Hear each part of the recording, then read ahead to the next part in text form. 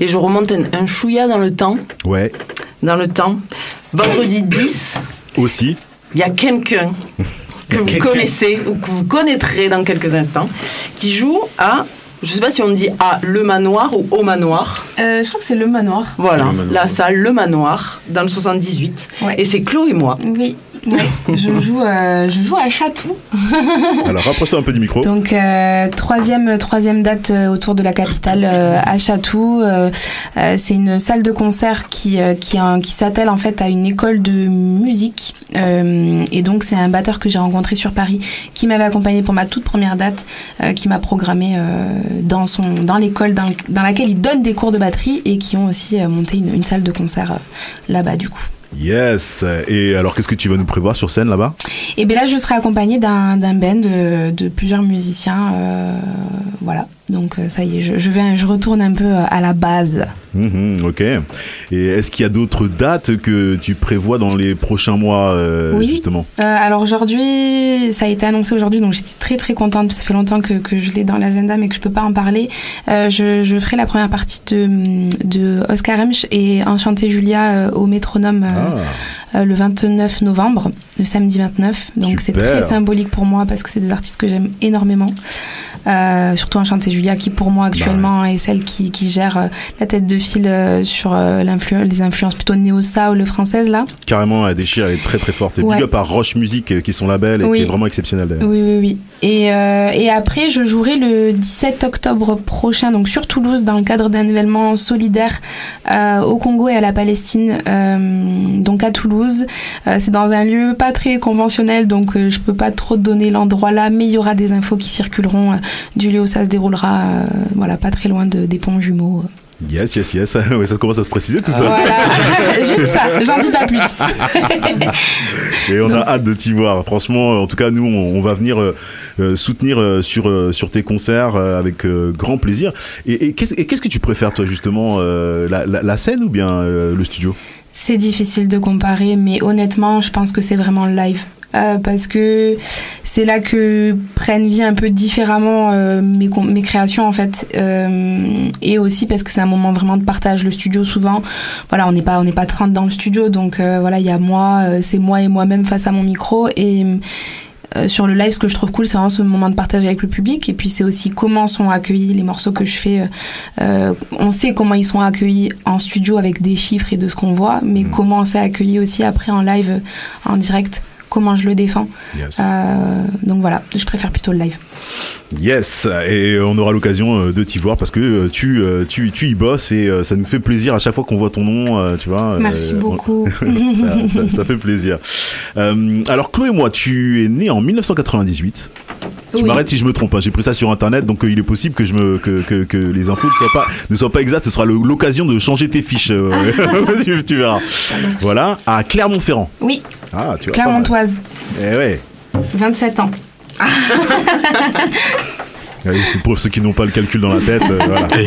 Mais pas encore en fait. Non, pas encore, bientôt dans un mois. Voilà. Et donc tu as habité aussi à Carcassonne d'après ta fiche. Oui, j'ai vécu à Carcassonne, oui. Et tu es arrivé à Toulouse en 2018.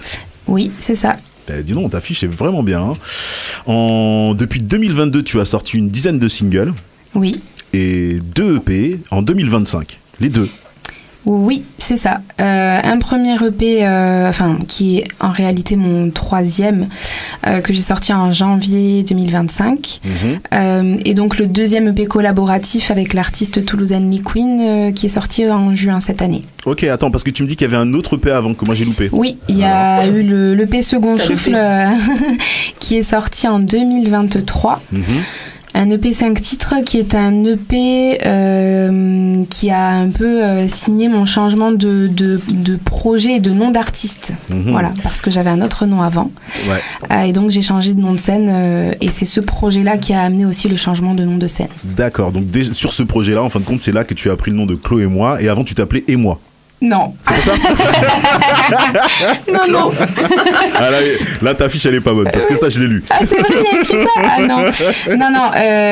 non, c'est effectivement ce projet qui a signé donc Chloé et moi, enfin l'arrivée du coup de Chloé et moi. Et avant, c'était Pep Soul, donc c'était vraiment un autre nom de scène, un autre univers. Okay. Voilà, c'était mes prémices. Les prémices de Chloé et moi, finalement. Yes. Et alors, comment tu pourrais décrire justement ton univers sur ces, sur ces 3 EP, comment tu les différencies, qu'est-ce qui se ressemble, parce qu'il y en a un quand même, le tout dernier, on l'a dit tout à l'heure, c'est un EP collaboratif, c'est un peu différent. Oui. Alors, pour décrire un peu les univers des 3 EP, et puis pour voir, en fait, l'idée, c'est de voir un peu ton évolution musicale. Le chef de file de mes projets ou de ma musique, c'est vraiment... la confidence, en fait. C'est principalement, je parle beaucoup de mes émotions, de ce que je vis finalement, sans être vraiment dans un personnage. J'ai longtemps pas forcément été attentive à mes émotions ou à ce que je ressentais, et c'est à travers la musique que j'ai été en capacité de le faire. Et donc c'est encore aujourd'hui comme une espèce de thérapie. Donc je dirais vraiment le chef de file, c'est la confidence. En termes d'influence musicale, j'essaye d'aller chercher un peu des nouvelles choses à chaque création, avec des nouvelles compositions, des nouveaux compositeurs, compositrices. Ouais, parce que même si j'ai pas beaucoup travaillé avec des femmes, mais malheureusement. Mais ça peut venir. Hein. Je te conseille. Ouais. On va en parler peut-être hors antenne, parce que j'ai pas parlé avec la personne en question, mais j'ai peut-être quelqu'un pour toi. Au niveau de la composition et au niveau de l'écriture, comment ça se passe pour toi justement? Ouais. Alors du coup, l'écriture, c'est moi qui écris tous mes textes. Malheureusement, je ne joue pas d'instrument et j'ai pas eu la patience ou l'énergie aussi de me lancer dans de la composition, mais selon les projets ça dépend. Le dernier projet avec Liquid par exemple, on a travaillé à la fois avec des musiciens, à la fois avec des beatmakers. Sur mon projet 26, ma volonté c'était qu'on ait plus d'organique justement, alors que Second Souffle c'était beaucoup avec des beatmakers. Sur 26 il y a eu du piano, de la guitare, de la basse, vraiment organique. Donc ça dépend, c'est des personnes que j'ai connues au fil de mes années à Toulouse, dans les jams, et puis après de rencontres professionnelles, quand on s'est déplacé aussi un petit peu sur Paris et tout. Donc j'ai pas une manière de faire précise, mais voilà, l'objectif c'est de toujours pouvoir rencontrer des nouvelles personnes pour aller aussi toucher peut-être d'autres influences, découvrir d'autres choses. Ouais. Alors le fil conducteur, tu disais, de toutes les EP, c'est l'émotion, hein, oui. Donc voilà, c'est ce que tu disais. Mais alors du coup, la différence entre les trois projets. Je pense que vraiment, là pour le coup, entre Second Souffle, du coup, qui est le projet que j'ai sorti en arrivant en tant que Chloé et moi, et 26, il y a vraiment ce côté-là organique où j'étais vraiment que sur de la composition par ordinateur, vraiment sur Second Souffle, et sur 26 pas du tout. Et après, avec le projet 65 Avenue que j'ai du coup produit avec Liquid, là c'était juste le fait de créer un projet à deux avec une autre artiste en fait. Initialement on était parti sur 3 titres, on se retrouve quand même avec 8 morceaux. 8 morceaux avec des interludes, voilà, des manières de faire que moi j'ai jamais fait quoi. On a vraiment voulu avoir un fil conducteur, avoir des moments où on discute, où on parle vraiment du propos du projet. Donc je pense que ça se différencie de tout le reste, juste le fait d'être à deux sur un projet quoi. Ouais, tout à fait. D'ailleurs c'est assez touchant la fin de cette EP. Je vous invite à l'écouter pour si vous voulez le découvrir. Et du coup, quel est le premier album qui t'a donné envie de faire de la musique, et quel est le dernier album récent qui t'a fait vibrer? Oh waouh, le premier album. En vrai, je pense que c'est le seul et unique album de Lauryn Hill, de Miss Education. Ouais.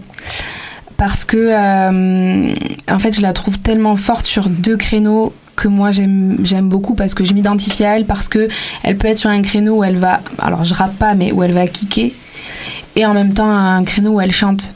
Et ça, je trouve que c'est pas donné à tout le monde quoi. Enfin, c'est vraiment trop cool de pouvoir aller sur ces deux compétences là. Donc je dirais, c'est l'une des meilleures chanteuses du monde actuel, voilà. Et l'une des meilleures rappeuses du monde actuel. Donc c'est voilà. Et après là aujourd'hui j'en aurais plein qui me donnent envie de continuer et de faire encore, mais je pense vraiment que le dernier l'album d'Enchanté Julia m'a vraiment marqué pour le coup, parce que on a tout est organique quoi, en fait, et c'est tellement beau et ça donne vraiment beaucoup de relief et tout, même si pour le coup elle est sur une tranche très néo-soul et voilà, mais ouais, je dirais ce projet là. Ouais, carrément, je t'accompagne là-dessus. Je trouve que son album est vraiment vraiment superbe. Ça va me pousser plus à me plaire sur des pianos-voix, tu vois, des choses que avant je faisais pas quoi. Et j'imagine que tu prévois de sortir un album un jour. J'espère, oui. Il faut savoir que quand même, j'en parle parce que j'avais cette volonté l'année dernière. Bon, au final, c'est pas ce qui en est sorti parce que je pense que j'étais pas encore prête et je pense que je ne suis pas encore prête aujourd'hui à le sortir et à me lancer dedans. Pourquoi ? Parce que je pense que j'ai encore des choses à aller chercher, des manières de travailler, des workflows, enfin des trucs, des connaissances à faire. Après voilà, il y a toujours des craintes où parfois il faut essayer de les braver et dire on essaye quoi. Mais j'ai une vraie volonté derrière si je fais un album, de travailler avec vraiment les mêmes compos sur une entièreté pour qu'on ait vraiment une histoire et tout. Et je les ai pas encore, donc du coup je suis pas encore prête. Et t'es prête à prendre ton temps. Respect à toi, c'est une très bonne idée à mon avis, et je pense que ça payera. Big up. Merci. Yes, voilà. Donc si tout devait s'aligner là demain, tu rencontres les bonnes personnes dans les prochains mois, et que comment s'opérerait en tout cas la création pour ça. Tu te vois complètement immergé immergé plutôt dans la création, ou bien avec par exemple une équipe de compositeurs que tu laisserais te proposer une tablette un tableau complet. En fait aujourd'hui, avant j'étais peut-être moins prête, et aussi de par le manque d'expérience. Aujourd'hui, je pense que je suis prête justement à me laisser guider un petit peu, alors tout en ayant mon autonomie de dire ça me plaît, ça me plaît pas. C'est quand même toi qui es au devant de la scène à la fin, quoi. Mais ça met du temps. Déjà, juste le fait de savoir dire dans une session de compo, au début, on dit oui à tout, en fait. Quand on est en train d'apprendre, tout ce qu'on nous propose, on a l'impression que c'est trop bien. Donc déjà, moi, ça m'a pris du temps et un cheminement d'être en capacité déjà d'avoir le même langage avec les compositeurs, parce qu'il y a j'ai pas fait de solfège, je fais pas de beatmaking, donc il y a des termes qu'on met du temps avant de savoir communiquer avec les compos.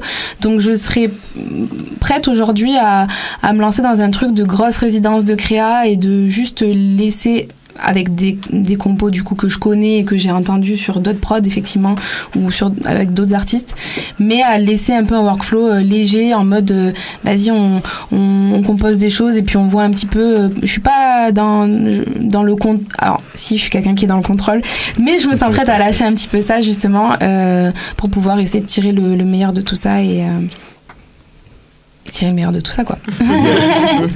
On te souhaite de trouver chaussure à ton pied là-dessus. Ça, c'est vrai que c'est important et faut pas le prendre à la légère. T'as bien raison. Franchement, big up à toi. J'adore ta façon de voir les choses. Big up. Merci. Ok. Et comment tu te vois dans 5 ans, dans 10 ans ? 10 ans, c'est loin. 5, c'est un peu plus cohérent. Non, en vrai, moi, mon objectif là, comme beaucoup d'artistes et dans l'émergence, ce serait déjà de pouvoir vivre de ma musique. Parce que ça demande déjà de se lancer dedans des sacrifices assez importants. Je vais parler transparent en vrai, sur le plan financier. Bien sûr. Il y a des inquiétudes quotidiennes où j'ai quand même quitté mon taf initial, mon premier métier, pour me lancer à fond dans le son. Donc déjà, ça pourrait me libérer une certaine pression de me dire ok, par exemple, j'arrive à vivre avec le live. Ouais. Déjà, ce serait une bonne chose. Et après, dans 5 ans, comment je me vois ? J'aimerais bien que ma musique s'exporte déjà initialement en France. Ce serait déjà pas mal, en dehors de Toulouse. Et puis, donc, nationalement, ce serait bien. Et puis après, peut-être à l'international, on ne sait pas. Yes. Ce serait cool, tu vois. Ce Yes. serait bien. Et je commence aussi à m'ouvrir un petit peu aussi à l'idée de pouvoir, parce que c'est des choses qu'on m'a demandé, de pouvoir écrire aussi pour d'autres artistes. Et quelque chose que je refusais jusqu'à maintenant, mais auquel je m'ouvrirais aussi, qu'on puisse écrire pour moi. Ouais, je commence un petit peu à être un peu plus ouverte à ces propositions-là. Yes, big up. En fait, juste de pas être moi dans interpréter ce que moi j'écris, mais de pouvoir aussi élargir un peu mes champs de compétences, quoi. Ok, cool. Est-ce qu'il y a un point qu'on n'a pas abordé que dont t'aurais voulu qu'on parle ce soir ? Pas vraiment, hormis, c'est quelque chose qu'on va proposer avec Ken ce soir, mais c'était important pour moi de dire un mot au vu de la situation actuelle dans le monde qui, moi, me donne très mal au ventre chaque matin en ce moment, de plus en plus chaque jour. Et voilà, je pense que c'était important pour moi juste de dire un mot et de témoigner mon soutien à tous les peuples opprimés dans le monde, en fait. Ça a été important pour moi d'écrire un texte à ce sujet, d'ailleurs, sur le dernier projet, et ça prend encore plus son sens avec ce qui se passe encore ces dernières 48 heures. Ouais. Donc voilà, juste de dire un mot à ce sujet-là, c'était important pour moi. Et la question que je pose à tous les invités, c'est si tu avais un message à passer aux auditeurs de Nuit Sous le Foot, quel serait-il ? De toujours croire en soi parce qu'il y a, même si effectivement parfois on peut être bien entouré, et moi j'ai cette chance là d'être bien entourée par mes deux managers et une partie de mon équipe aussi, même si on croit en nous autour de nous, il y a personne qui croit en nous mieux que nous-mêmes. C'est pas facile, mais moi je suis vraiment dans ce taf là depuis plusieurs mois, donc voilà, je dirais croyez en vous, c'est très très important, même si c'est pas facile. Merci Chloé Moi. Merci Chloé Moi. Alors le micro reste ouvert. On va passer aux chroniques dans un petit instant. Sachez-le, à la fin de l'émission, derrière la petite vinyle session, on aura une petite surprise de Chloé Moi et de Ken qui vont passer donc au micro, mais cette fois-ci pour chanter quelques morceaux, donc un ou deux, peut-être trois. On verra comment ça se passe, hein. Et puis le temps qui nous sera aussi imparti, parce que bon, voilà, on a dépassé amplement toutes les statistiques principales. On va s'écouter un petit morceau. Alors moi j'ai choisi donc Sentiment. Je pense que c'est en plus bien par rapport à ce qu'on disait juste avant. Voilà. Trop bien. Sur le dernier EP sorti en juin dernier, 65 Avenue. Oui.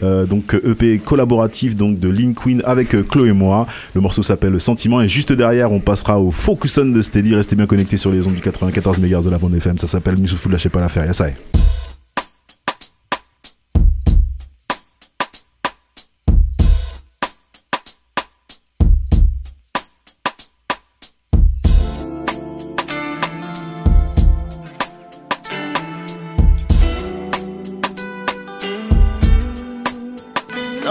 c'est le bordel.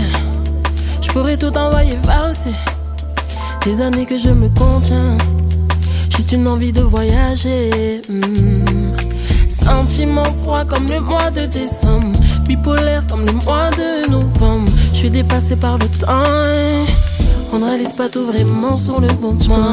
Je pourrais attendre pendant des heures, juste parce que j'ai des sentiments. Je risque de brûler toutes ces fleurs, tu restes indifférent. Je pourrais attendre pendant des heures, juste parce que j'ai des sentiments. Je risque de brûler toutes ces fleurs, car tu restes indifférent.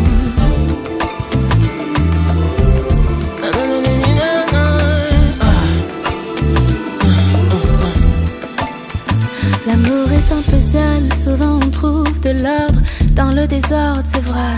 À contresens, il est plus tranchant qu'un katana. Le remède n'est pas toujours sur les draps. Quand les défauts s'embrassent, on se soucie du détail. Du coup les cœurs s'embrassent, on se demande si je détaille.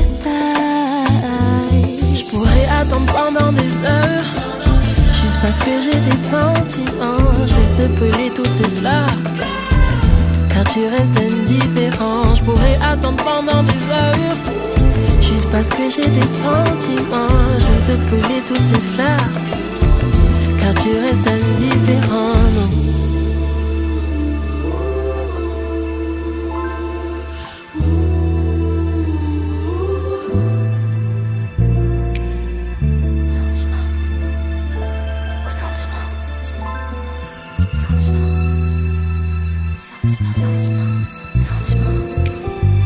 Je pourrais attendre pendant des heures, juste parce que j'ai des sentiments.